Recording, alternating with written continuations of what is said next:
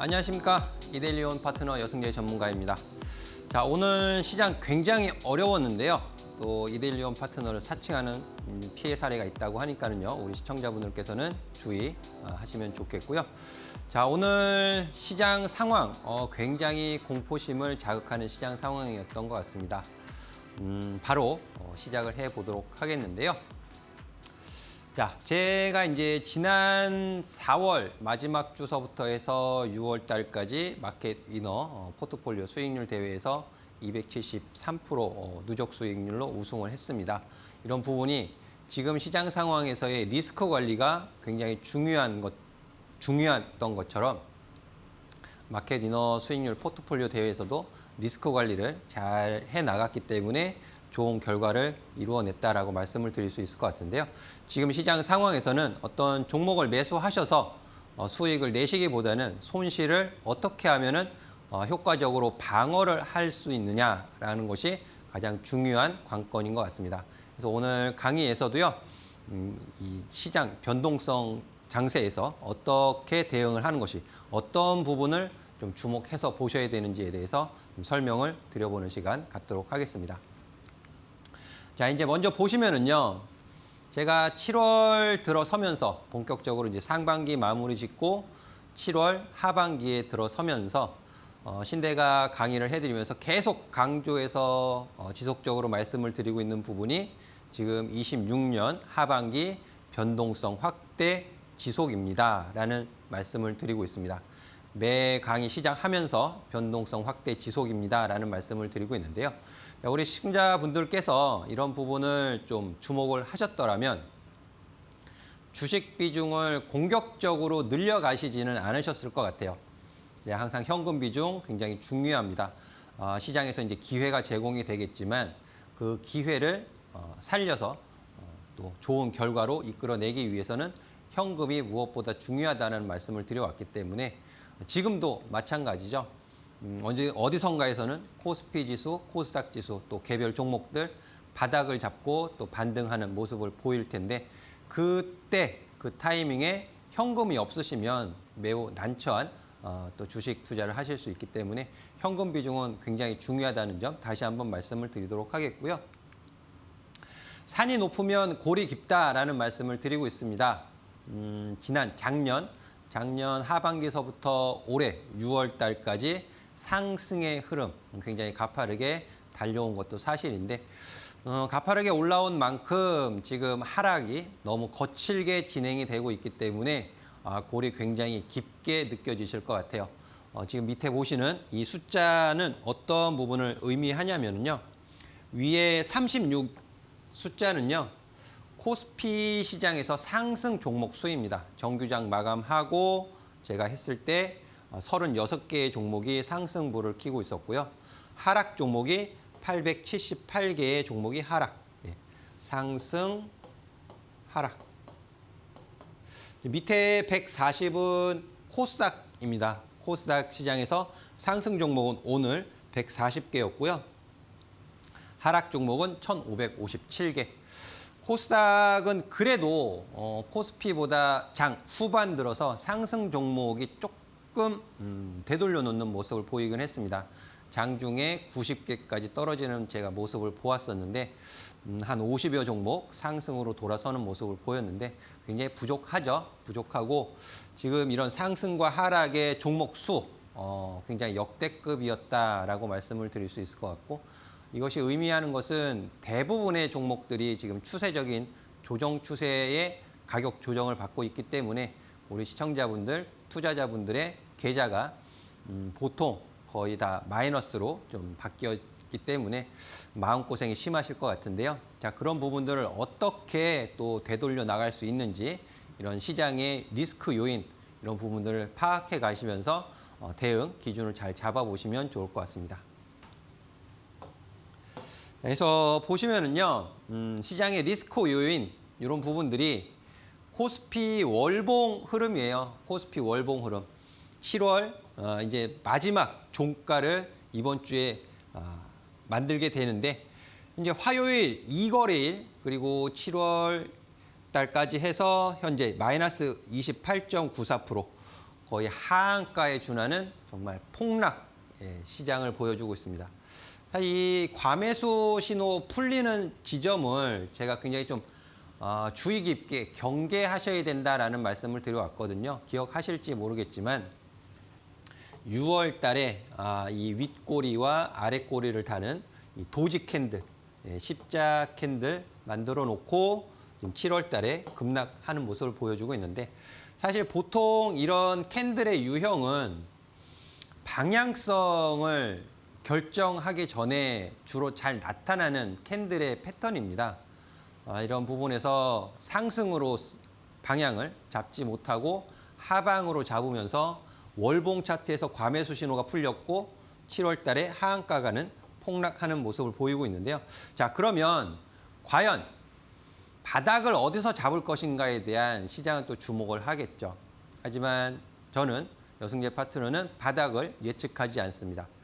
대신에 시장의 리스크 요인, 시장이 주목하고 있는 부정적인 요인들이 또 하나씩 해소되어 가는 시점, 그리고 투자자의 심리, 수급의 심리 이런 부분들이 바뀌어가는 시점서부터 이제 바닥이 만들어지는 부분, 확인되는 부분을 또 안내를 해드릴 텐데요. 지금 현재로서는 3월에 중동 전쟁으로 인해 발생했었던 변동성, 그 시가마저도 훼손을 시켜놓고요.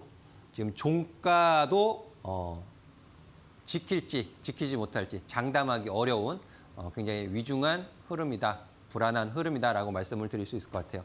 이 부분에 있어서 코스닥 종목, 삼성전자, SK하이닉스 매우 중요하죠. 하지만 바닥을 오늘 밑으로 낮추는 흐름을 보였기 때문에 섣부른 매수, 추가 매수는 매우 위험하다라고 말씀을 드릴 수 있을 것 같습니다. 자, 보시면은요. 자, 이렇게 하락하게 된 배경을 좀 말씀을 드려야 하겠죠. 지금 AI 반도체 관련해서 빅테크 기업들, 하이퍼스케일러 기업들 지금 대규모의 자본 지출로 인해서 투자의 회수가 어려운 것 아니냐. 그 부분이 이제 굉장히 시장에 부정적인 요인으로 작용을 하고 있는 것인데요. 그 이전까지는 영업 현금 흐름이 양호했던 순간까지는 그래도 괜찮았습니다. 괜찮았지만 계속 투자의 투자가 계속 이루어지다 보니까 영업 현금 흐름이 나빠지기 시작했죠. 영업 현금 흐름이 나빠지게 되면 비용이 증가하게 되죠. 채무에 관한, 차입에 관한 비용이 증가하게 되는데 지금 상황이 그러면 금리가 우호적인 상황이냐? 그렇지도 않잖아요. 미국에서 금리 인상, 이제 이번 주에 7월 FOMC 통화정책회의가 있겠는데, 자, 여기 이제 신임 연준 의장이 지난번 회의에서 점도표에 대한 의사를 표명하지 않았기 때문에 지금 일각에서는 7월 달에 깜짝 금리 인상을 하는 것 아니냐. 7월에 금리 인상을 해야 향후 9월 달 이후로 통화정책 하는 데 있어서 조금 더 유연하게 할 수 있지 않느냐, 이런 소리까지 지금 나오고 있는 상황입니다. 그러다 보니 그런 상황에서 엔비디아의 순환금융 리스크, 주말까지만 해도 엔비디아가 SK그룹과 또 삼성전자, 네이버, 우리 국내 기업들과의 5천억 달러 규모의 대규모 AI 협력, 인프라 구축, 이런 부분들은 굉장히 긍정적인 기대 심리를 갖게 만들었는데, 여기에 오픈 AI 향 2,500억 달러까지 신용 보증 이런 부분들이 논의가 되고 있다라는 소식이 흘러나오다 보니까 그러면 엔비디아의 자금, 재무 상태도 좀 불안해지는 것 아니냐라는 우려의 소리가 블룸버그 통신을 통해서 소식이 이제 전파되기 시작했던 부분이 있습니다. 이런 부분이 굉장히 금융시장에 있어서 좀 좋지 못한 영향을 제공을 했다라고 좀 해석을 할 수 있을 것 같은데요. 그 부분을 제가 조금만 자세하게 좀 짚어보도록 하겠습니다. 이제 깊게 들어가면 너무 어려워요, 이런 부분들이. 하지만 우리 투자자분들께서 꼭 아셔야 될 부분만 제가 아주 좀 간략하게 설명을 드릴 테니까요. 끝까지 시청 부탁드리도록 하겠습니다.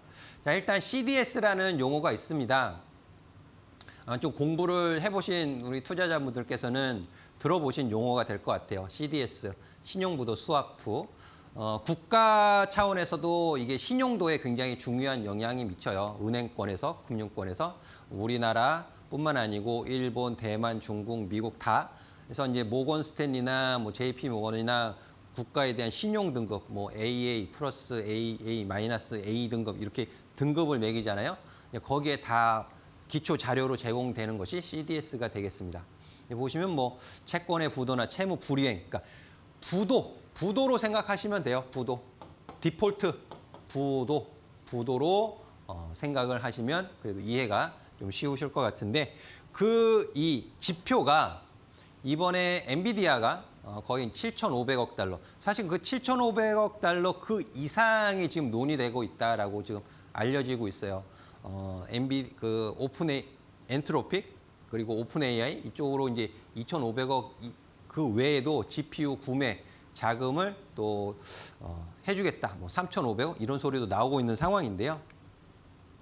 그러다 보니까 엔비디아의 5년물입니다. 5년물 CDS 프리미엄이 사상 최대예요. 사상 최대 1중 상승폭을 기록을 했다. 이 부분이 투자자의 심리를 매도의 버튼을 누르게끔 좀 자극을 했다라는 부분인데요.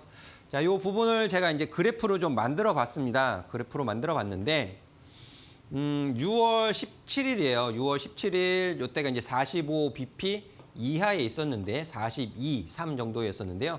이 당시에는 250억 달러예요. 250억 달러의 채권 발행. 이 당시만 해도 굉장히 양호했어요. 굉장히 양호했는데 시간이 지나면서 7월 중순 점차 올라가더니 이번에 82bp까지 급격하게 상승을 했다라는 부분이죠. 이렇게만 말씀을 드리면 우리 시청자분들께서는 그게 어때서 잘 이해가 안 되실 수 있어요. 저게 높은 건지 낮은 건지 기준을 잡기가 매우 어려우실 것 같아서 제가 추가 자료를 좀 준비를 했습니다. 그래서 보시면은요, 5년물 단일 기업에 대한 CDS 실무적 기준이에요. 제가 알고 있는 실무적 기준인데 조금 다를 수는 있습니다. 이 부분을 보시면은요, 5년물 CDS 같은 경우에 50bp 미만, 지금 엔비디아는 82bp까지 급격하게 지금 올라와 있는 상황인데 50bp 미만은 매우 우량하다라고 이제 일반적으로 해석을 하고 있어요. 해석을 신용 우려가 매우 낮다라고 보고 있고 부도 확률 이런 부분을 보면 이런 정도는 4% 미만, 4% 미만의 부도 확률을 가지고 있다. 굉장히 낮죠. 그리고 지금 엔비디아가 해당이 되는 50에서 100bp 사이, 100bp에 근접한 82bp인데 우량 기업의 정상 범위 또는 초기 경계 정도 나타낸다라고 해석을 하고 있습니다. 자, 그러면 지금 엔비디아가 신용적으로 해서 부도의 위험을 갖고 있느냐? 그렇지는 않다라는 거죠. 그렇지는 않은데 여기에 이제 2,500억 달러 신용보증 이런 부분들 돈을 떼일 거냐, 손실률, 회수율 뭐 이런 거 다 계산을 해보면 굉장히 계산이 복잡해지거든요. 그래서 그 부분을 압축을 해보면 통상적으로 약 한 4에서 8% 정도, 한 6% 정도 되는 것 같아요. 6% 정도, 6% 정도의 부도 확률 이런 부분을 갖고 있다. 그럼 거의 영향이 없다라고 보셔도 무방할 것 같아요. 근데 이 부도의 확률보다는 43, 42 정도 되는 부분에서 82까지 너무 가파르게, 너무 빠르게 올라갔고 대규모의 자금이 이동, 논의가 되었다라는 부분이 시장으로 하여금 경계심을 갖게 만들었다라고 해석을 하시면 좋을 것 같아요. 그래서 2,500억 달러 오픈 AI 향 그 자금은 또 무산될 수도 있습니다. 무산될 수도 있는데 이런 부분이 이제 투자자의 매도 심리를 자극했다라고 이해를 해주시면 좋을 것 같아요. 이런 부분은 또 시간을 두고 완화가 될 수 있는 부분이기 때문에 너무 또 실망하지 않으셔도 좋겠다라는 말씀을 드리고 싶고요. 앞으로 추후에 이 밑으로 더 이상 내려가지 않는다면 더 이상 또 자본 지출에 대한 신용 보유, 그러니까 금융 순환이라는 것 자체가 일단 시장은 좀 부정적으로 보는 거예요. 자연 발생적인 AI 수요 증가가 아니고 엔비디아가 관계사, 협력사한테 신용 보증, 돈을 또 투자를 하면서 가수요를 만들어가는 것 아니냐, 이런 부정적인 시각을 갖게 만든 것도 사실이긴 합니다. 하지만 네이버가 엔비디아 대상으로 해서 제3자 배정 유상증자, 여기까지는 괜찮았어요. 지분에 투자를 하는 것이니까. 하지만 오픈 AI가 데이터 센터에 임차를 하는 이런 부분에 있어서 신용보증, 이 부분이 조금 더 부정적인 영향을 미친 것이 아닌가, 저는 개인적으로 그렇게 생각을 하고 있는데요. 앞으로 이런 흐름을 조금 더 좀 추가적으로 좀 살펴볼 필요가 있겠고요. 자, 이런 내용은 제가 또 공부방에서 게시물을 통해서 올려드리고 있기 때문에 오셔서 좀 자세하게 확인을 해주시면 더 좋을 것 같습니다. 자, 그래서 이런 부분이 엔비디아 차트예요. 이 차트는 국내 기업 차트가 아니고 엔비디아 차트가 되겠는데요.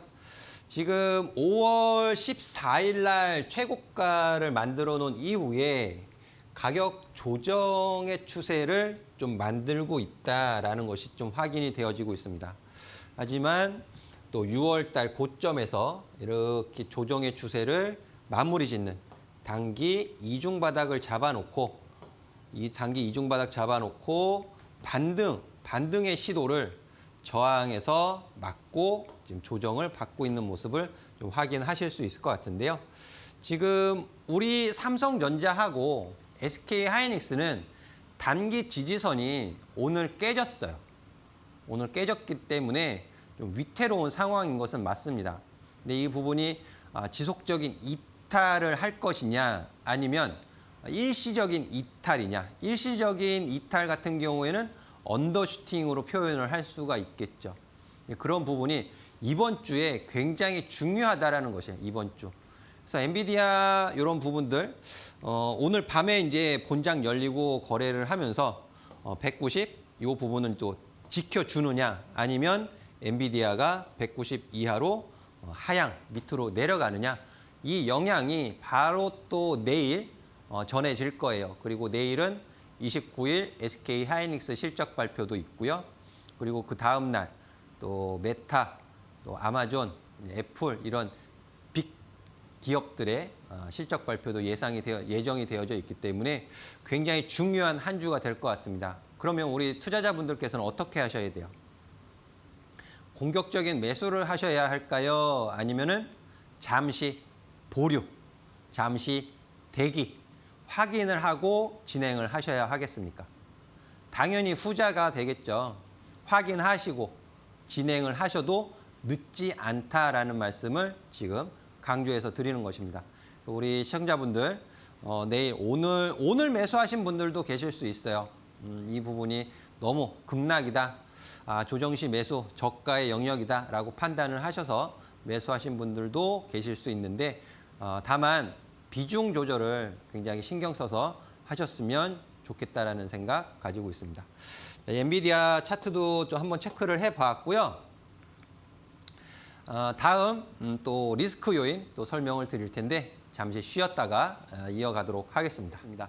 자, 지금 시장 상황이 너무 어렵죠. 변동성이 확대되어져 있고 종목을 어떻게 비중을 가져가야 할지, 또 어떻게 매수를 해가야 할지, 또 손절은 어떻게 리스크 관리를 해야 될지 정말 선택하기가 굉장히 어려운 시장 상황인 것 같습니다. 자, 이런 시장 상황에서 제가 상승 레이더 시스템 주로 운영하고 있는 TG1, 제가 여기다 쓰겠습니다. TG1 모델과 TG30 정 모델을 제가 가지고 있는 종목, 단기, 중장기, 또 기회, 포착, 신호 포착에서 설명을 드리고 있는데요.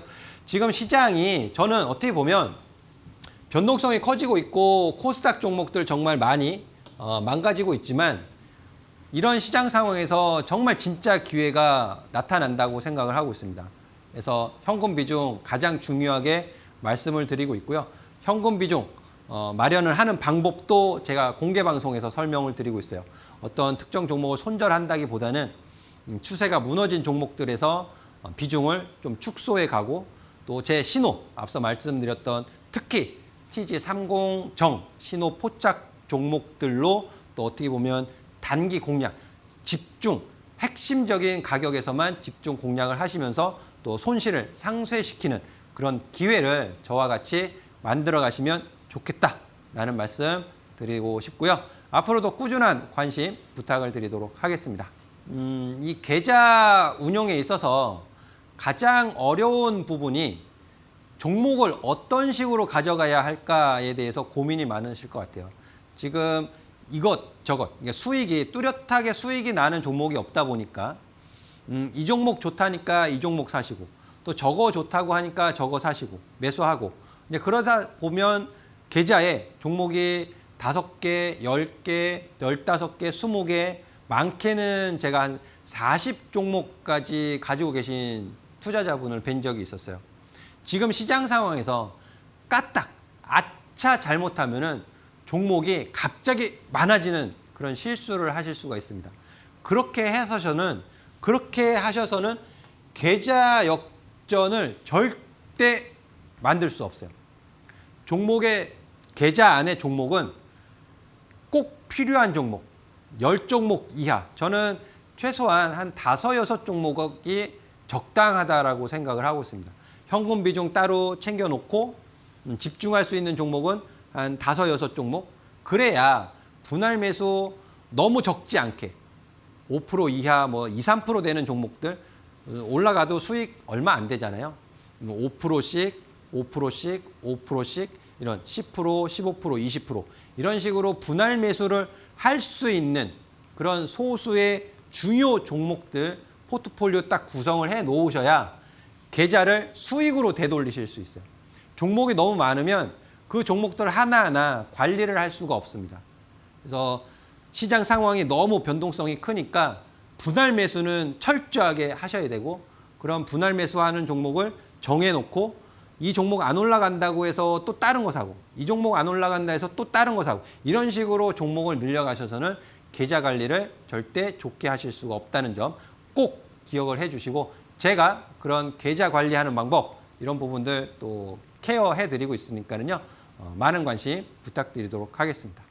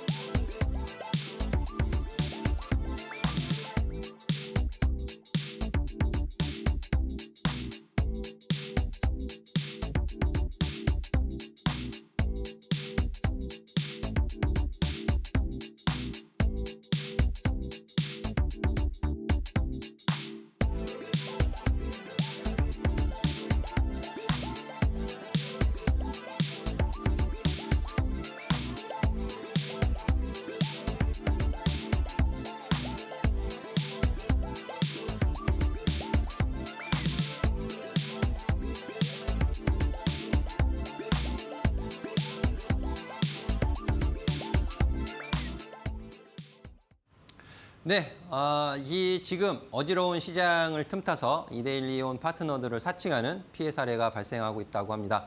우리 시청자분들께서는 이데일리온 파트너들은 인스타그램 이런 부분을 활용을 하고 있지 않기 때문에 꼭 주의하시기 바라겠고요. 자, 강의 이어서 가도록 하겠습니다. 앞서 드렸던 설명을 간단하게만 두 가지로 앞으로 이제 쉽게 말씀을 드리면 엔비디아가 신용 관련해서 부도의 위험은 없는데 42p 수준 하던 CDS 프리미엄이 급격하게 빠른 시간 내에 82bp까지 올라간 것이 문제다. 일단 그렇게 이해를 해주시면 되겠고요. 그리고 AI에 대한 자연 발생적인 수요가 증가해야 정상이고 긍정적인데 엔비디아가 관계사에게 신용 보증을 하고 또 투자 GPU를 살 수 있는 그런 금액적인 지원 이런 부분들 순환 금융이 시장에는 좀 부정적으로 받아들였다. 이렇게 이해를 해주시면 되겠습니다. 그래서 다음 좀 설명을 이어가도록 하겠는데요. 보시면 이제 중국 반도체 자립 경계 심리 이 또한 굉장히 좀 부정적인 심리를 자극했다라고 말씀을 드릴 수 있을 것 같아요. 중국 내에서 이 장비, 노광 장비인데 노광 장비가 아닌 EUV가 아닌 DPU 이런 장비를 개발을 했다고 하죠. 그래서 지금 창신 메모리도 상장을 해 있는 상황이고요. HBM3, 범용 메모리 이런 부분에 있어서 많이 추격을 해온 것은 사실입니다. 그만큼 돈을 투자를 해서 시간이 10년 정도 이상, 10년 이상 지났으면은 어느 정도 따라오는 것은 당연한 것 같아요. 그 결과물들이 눈에 이제 보이기 시작을 하니까 시장에서는 경계를 하기 시작했다라고 말씀을 드릴 수 있을 것 같습니다. 그래서 중국이 이 부분을 잘 모르시는 분들도 많기 때문에 제가 한번 다시 정리를 좀 해봤습니다. 사실 중국의 이제 반도체 굴기는요, 2014년에 시작이 됐어요. 2014년에 시작이 됐고, 1기 펀드, 2기 펀드, 3기 펀드 해서 총 3차례 진행이 됐습니다. 2014년부터. 그래서 금액적으로 보면 이제 27조 원, 35조 원, 이번에 3기 펀드가 24년에 가장 큰 금액이었어요. 71조. 지금 우리 한국도 메가 프로젝트 해가지고서 뭐 호남권의 반도체 팹, 또 데이터 센터 이런 부분에 뭐 1000조 얘기도 나오고 그러고 있잖아요. 그러니까 대규모 자금을 이미 중국은 2014년부터 시작을 했는데, 그럼 지금 26년이니까는 거의 14년부터 12년의 시간이 지난 거잖아요. 12년 동안 중국은 무엇을 했느냐? 굉장히 열심히 뭐 이런 말씀 드려도 될지는 모르겠지만은 우리 한국의 기술 이런 부분들도 좀 가져다 쓰고, 그랬죠. 그러면서 이제 반도체를 발전을 시켜 왔는데 12년 걸렸습니다. 12년 걸렸고, 그러니까 한국은 그럼 어땠을까요? 우리나라는 한국은 제 기억으로는 1968년으로 제가 기억을 해요. 우리 한국 내에서의 이제 자금을 가지고 반도체 시설을 이제 만들기 시작하고 투자를 하기 시작한 게 68년의 시작으로 제가 알고 있고, 그 이후로 글로벌 전 세계 시장에서 탑 맨 위치에 올라선 게 1990년대로 제가 알고 있습니다. 1992년인가? 네, 그랬던 걸로 제가 기억을 하는데요. 그러면 거의 몇 년 걸렸어요? 엄청나게 오래 걸렸어요. 엄청나게 오래 걸렸는데 중국은 12년. 근데 그만큼 기술의 발전 속도도 빨랐고 투입되는 자금 규모도 남달랐기 때문에 이제 좀 빠르게 쫓아왔던 것만큼은 사실인 것 같습니다. 하지만 기술 격차는 분명히 존재해요. 기술 격차는 분명히 존재하는데 그 기술을 뛰어넘기 위해서는 더 많은 시간이 필요할 수도 있습니다. 12년까지는 왜 그렇잖아요. 아마추어에서 어느 정도의 실력을 갖기까지는 금방 실력이 들어요. 빠르게. 하지만 프로들의 실력은, 최상위권의 선수들의 실력은 종이 백지 한 장 차이라고 그러잖아요. 조금 더 올라가기 위해서는 정말 긴 시간 피땀 어린 노력을 해야만 올라갈 수 있는 것이 프로들의 세계죠. 근데 중국은 12년간 아마추어, 진짜 뭐 아무것도 없는 수준에서 빠르게 이제 성장을 한 것은 맞지만 이 이후로 이 격차, 초격차를 줄이기 위해서는 더 오랜 시간이 걸릴 가능성도 있다. 하지만 시장은 어차피 시간 싸움 아니냐라는 거죠. 그렇게 보기 시작을 했던 거예요. 시장은. 시간은 걸리겠지만 이 정도의 정부 정책 지원 이런 부분들이 뒷받침되어진다라면 분명히 경계하는 대상으로 부상을 할 수는 있겠구나라는 부분을 인지하기 시작을 했다라는 거죠. 누구 때문에? 애플이 시작한 것 같아요.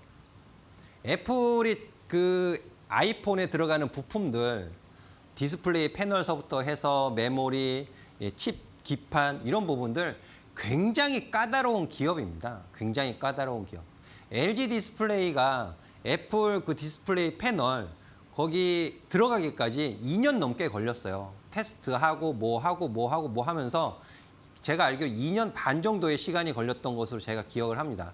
LG 디스플레이가. 그만큼 그렇게 까다로운 애플이 지금 어떤 소리를 하고 있나요? 백악관에 로비를 하고 있잖아요. 중국, 창신, 양쯔 메모리 사용하게 해달라고. 중국에서 유통되는 아이폰에 들어가는 메모리 사용하게 해달라고 지금 로비를 하고 있죠. 또 반대편에서는 마이크로는 안 된다. 반대하는 로비를 펼치고 있고. 이제 그런 애플이 애플이 중국산 메모리를 쓰겠다고? 그러면 중국산 메모리가 어느 정도 실력이 올라온 거 아니야? 라고 생각을 하는 거죠. 이런 부분들이 이제 투자자의 심리를 좀 부정적으로 끌고 가고 있다라는 부분인데요. 다시 한번 말씀을 드리지만 기술적인 격차는 분명하지만 또 중국이 거대한 내수 시장을 가지고 있잖아요. 거대한 내수 시장. 그러니까 반도체 같은 경우에는 굉장히 감가상각이 빠르게 일어난단 말이에요. 기술 개발도 빠르게 진행이 되어져야 되는 거고요. 그러니까 소비가 되는 만큼 그 소비력을 바탕으로 빨리빨리 회전을 시킬 수 있는, 그러니까 시장의 상황은 굉장히 긍정적이라는 부분이죠. 다시 한번 말씀을 드리지만 기술 격차는 분명하다라는 말씀을 다시 한번 드리고 싶고, 이 거대한 내수 소비 시장을 바탕으로 해서 빠르게 기술을 회전시킬 수 있는, 그러니까 기술을 회전시킨다라는 것은 이 반도체 산업은 감가상각이 매우 빠르기 때문에 빨리빨리 개발이 되어져야 된다는 점. 그런 부분이 위협적인 부분으로 이제 다가오고 있다라고 말씀을 드리는 건데요. 이 정부의 적극적인 육성 정책 또한 굉장히 경계의 대상이 되어 왔고, 지금까지는 아직 멀었어 했지만 지금 와서는 좀 경계 심리가 매우 높아졌다라고 보여지고 있고, 이런 부분이 촉발을 시켰던 것은 저는 애플이 불을 지피지 않았나라고 생각을 하고 있습니다. 애플 같은 경우에 아이폰에 들어가는 디스플레이부터 패널, 그 안에 들어가는 메모리, 칩, 반도체, 기판 이런 부분들이 굉장히 까다롭습니다. 애플이 굉장히 까다로운 기업이고요. 제가 기억하는 바로는 우리나라 기업 LG 디스플레이에서 애플 아이폰의 디스플레이 들어가기까지 한 2년 반의 시간이 걸렸던 것으로 제가 기억을 해요. 테스트하고 또 테스트하고 원하는 만족스러울 때까지 그 시간이 2년 반 걸렸던 것으로 제가 기억을 하는데, 그만큼 까다로운 애플이 중국산 메모리를 쓰겠다라고 지금 나서고 있으니까 그러면 시장에서는 그러면 중국산 메모리가 어느 정도 신뢰도를 가질 수 있는 수준으로 올라온 것 아니냐라고 생각을 할 수도 있는 부분이죠. 물론 중국 기업이 미국의 보안에 걸려있는 기업이긴 하지만 애플이 백악관에 로비를 하고 있고, 또 반대쪽인 마이크로는 안 된다라고 로비를 하고 있는 상황인데요. 애플이 중국산 메모리를 쓰겠다라는 것만으로도 시장에서는 중국의 기술력을 어느 정도 일정 수준에는 도달을 했구나라고 인정을 하게 된 배경이 만들어졌다, 이렇게 볼 수 있는 것 같아요.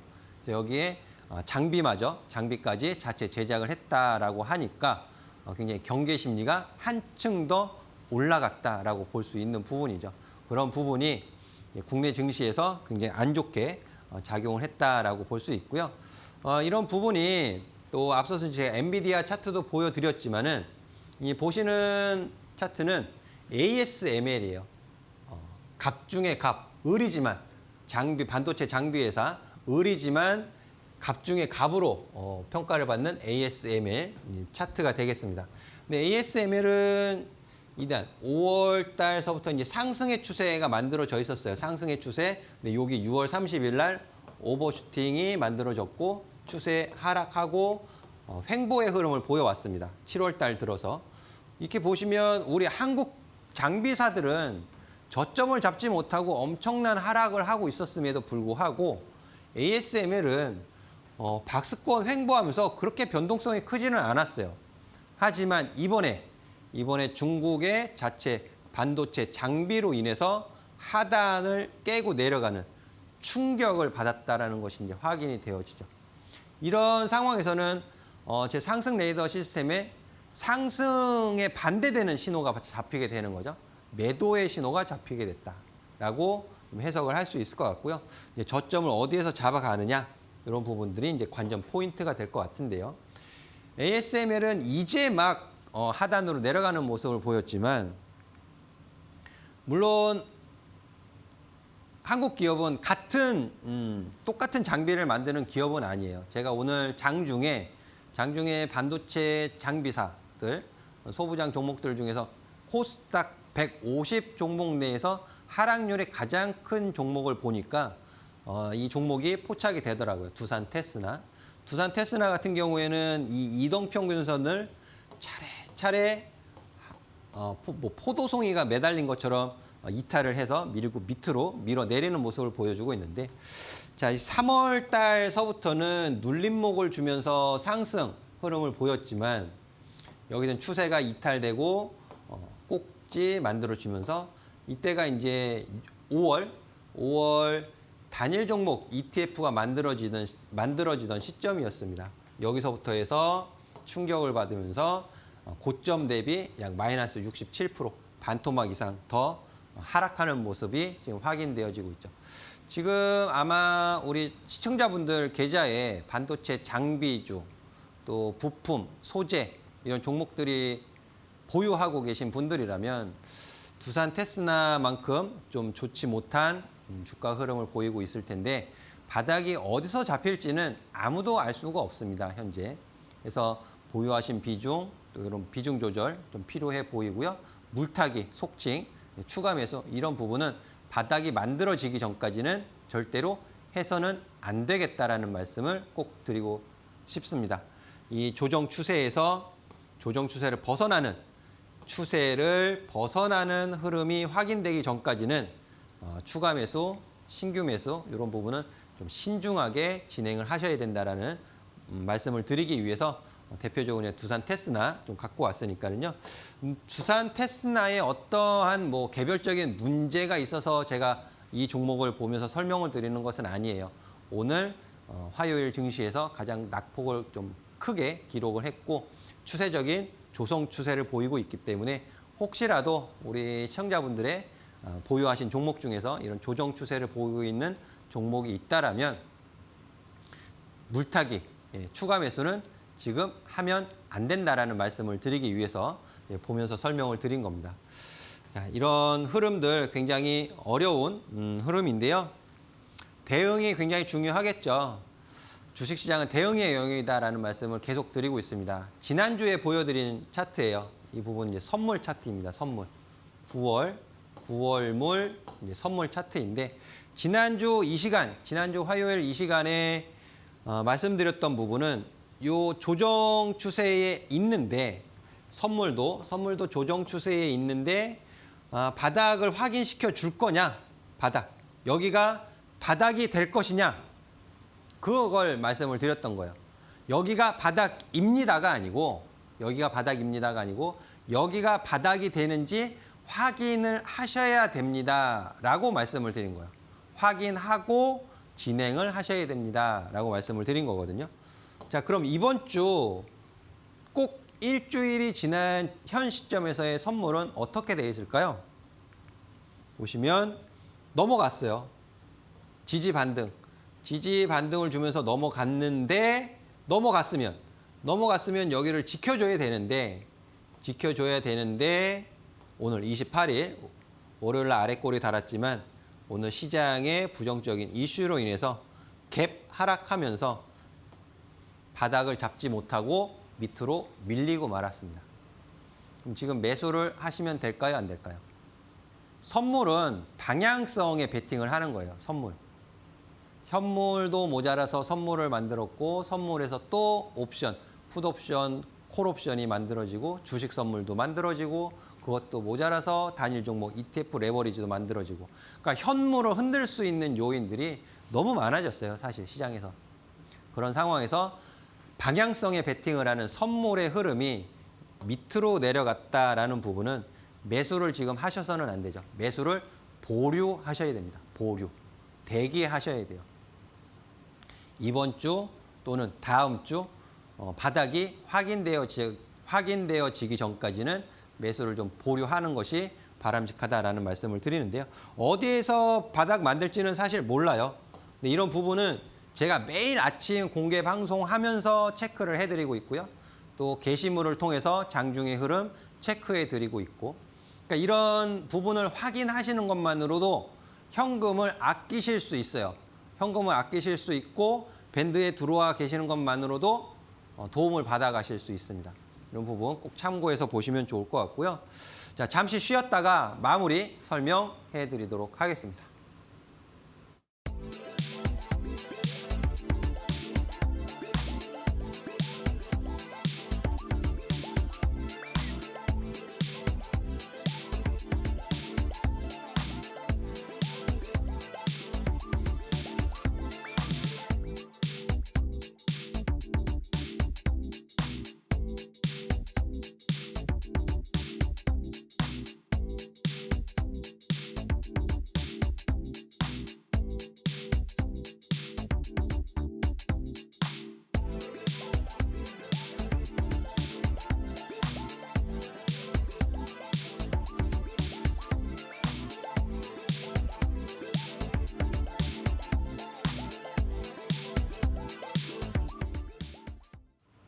네, 시간이 빠듯한 관계로 빨리빨리 설명을 좀 드리도록 하겠습니다.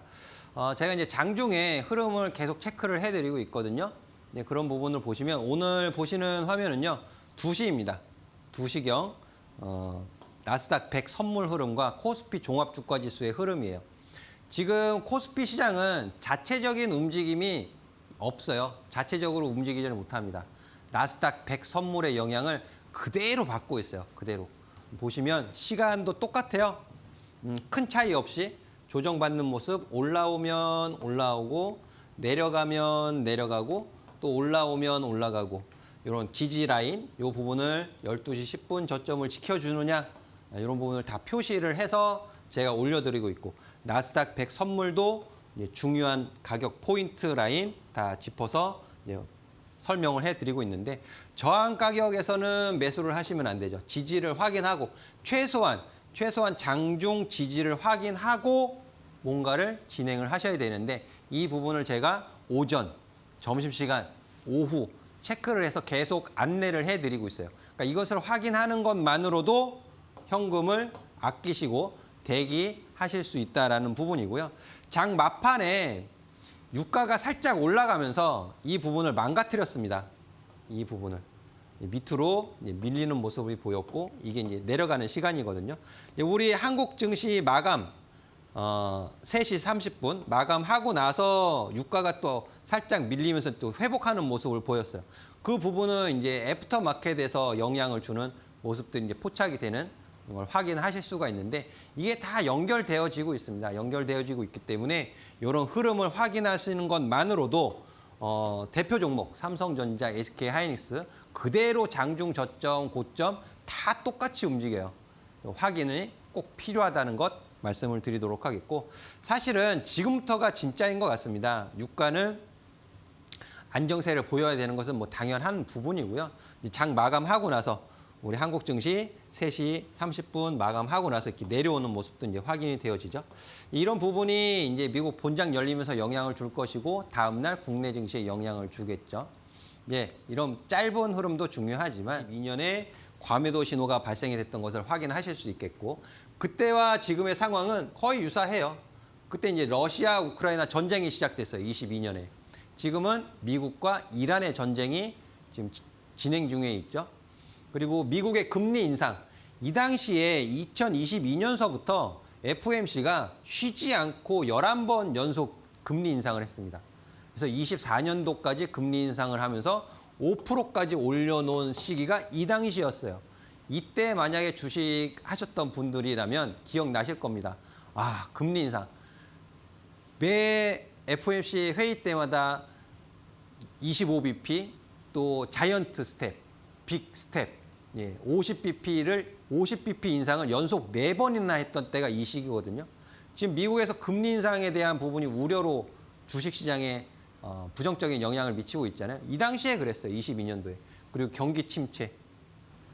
4번의 과매도 신호가 발생이 됐습니다. 그래서 제가 이 저항선, 지지선 이런 부분들을 표시를 해 놓았는데요. 마지막에는 이 자리 이제 23년, 22년의 9월 달 이 부분이 굉장히 중요한 저점 역할을 했는데 지금 코스피 시장은 과매도 신호가 발생하기에는 조금 더 추가 하락을 해야 돼요. 그러면 굉장히 걱정이 커지시겠죠?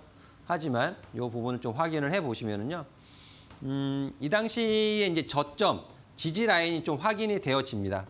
그 지지 영역이 2,300포인트였고요. 25년도 2,300포인트에서 저점을 잡고 이제 본격적인 상승 흐름을 만들어가기 시작을 하죠. 그래서 전체적인 흐름을 보시면 그 시기, 25년 4월 달 과매도 신호가 발생된 이후에 저점을 확인하고 추세적인 우상향 흐름을 보여왔고 또 기울기도 가파르게 진행이 되어 왔던 부분도 확인이 되고요. 지금 이 이탈이 굉장히 뼈가 아프죠. 굉장히 뼈 아픈 조정이 발생이 되고 있는데 제 관점에서는 브레이크가 하락에 6주 연속 하락하고 있는 조정 추세에 브레이크가 잡힐 수 있는 영역을 저는 지금 5,900포인트를 보고 있습니다. 오늘 6,030포인트, 6,000포인트 근접해서 이제 종가 마감을 시켜놨는데 5,900까지는 열어두고 보셔야 하지 않을까. 여기에서 브레이크가 잡히고 반등을 줄 필요가 굉장히 중요한 자리까지 정말 중요한 자리까지 내려와 있다라는 부분을 좀 확인시켜 드리고 싶고요. 하지만 코스닥 같은 경우에는 이미 과매도 신호가 떴어요. 지금 월봉 차트상으로는 과매도 신호가 나오지는 않았거든요. 월봉 차트상에서는. 하지만 지금 705.85까지 내려오면서 보시면 주봉 차트에서 과매도 신호가 발생이 됐어요. 이 과매도 신호가 발생된 이후에는 분명히 또 기술적인 반등이 나오게 됩니다. 굉장히 유력한 포인트까지 내려와 있다는 것을 좀 말씀을 드리고 싶고요. 주간 흐름에서 과매도 신호가 발생이 됐고 일간 흐름에서는 이미 과매도 신호가 발생이 됐는데 계단식 하락을 나타내고 있고요. 여기에서 한 번 더 과매도 신호를 잡아준다라면 그 이후에 진바닥이 만들어질 가능성도 매우 높아진다라고 저는 판단을 하고 있습니다.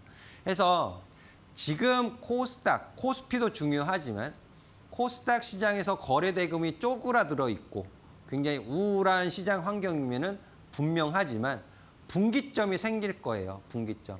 그 분기점 과매도 신호가 풀리면서 바닥이 확인되는 자리에서는 정말 모든 집중을 해서 보셔야 하는 자리라고 저는 설명을 드리고 있습니다.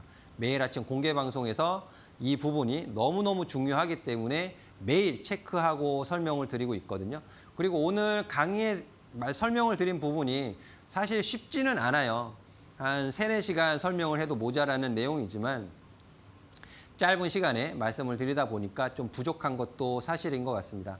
그래서 이런 부분은 따로 정리를 해서 또 제가 공부방 게시글에 올려놓도록 할 테니까는요. 보다 자세한 내용이 궁금하신 분들은 오셔서 좀 확인을 해보시면 좋을 것 같고요. 다시 한번 강조해서 말씀을 드리지만 이제부터가 진짜인 것 같습니다. 이제부터가.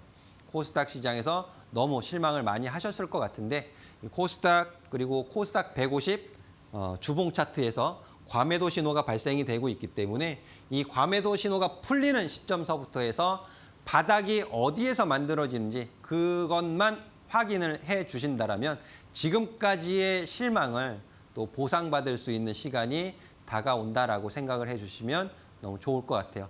자, 이렇게 해서 오늘 강의는 이렇게 좀 아쉬움이 남은 채로 마무리를 하겠지만 또 다음 주에도 이어서 설명을 드릴 테고요. 이 내용 또 보충해서 더 자세하게 게시글을 통해서 설명을 드리도록 할 테니까는요.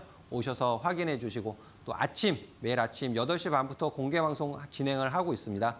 공개방송 오셔서 지수 또 주요 종목 기준점들 파악해 가시면서 유연한 대응 도움을 받아 가시면 더 좋을 것 같아요. 자, 늦게까지 시청해 주셔서 감사드리고요. 저는 다음 주 화요일 이 시간에 다시 찾아뵙도록 하겠습니다. 감사합니다.